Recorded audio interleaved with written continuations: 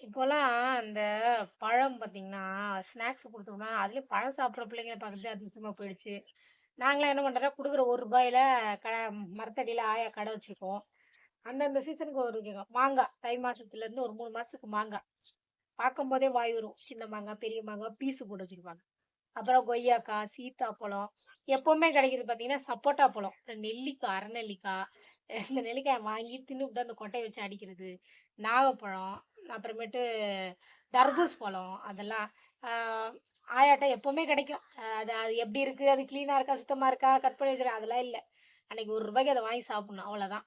ஆமா. மாங்கா தான் ரொம்ப ஃபேமஸு. பீஸும் போட்டு வச்சிருப்பாங்க. முழுசு முழுசாவும் இருக்கும். ஆயா உப்பு வேற வச்சிருக்கும். அந்த மாங்காயும் வாங்கிட்டு, அந்த உப்பையும் ஒரு பேப்பர்ல மடிச்சுட்டு, வந்து கிளாஸ்ல உட்காந்து பின்னாடி உட்காந்து தின்னுபிட்டு, அது மிச்சம் இருக்கிறத எவ்வளோ மேலயா தூக்கி போடுறது தான் வேல. ஆ அது மாரி பழம் வந்து எல்லா நேரத்துலயுமே கிடைக்கும். எந்தெந்த நேரத்துல என்னென்ன கிடைக்குதோ, அந்த ரூ. 1க்கு அத வாங்கி நாங்க சாப்பிடுவோம்.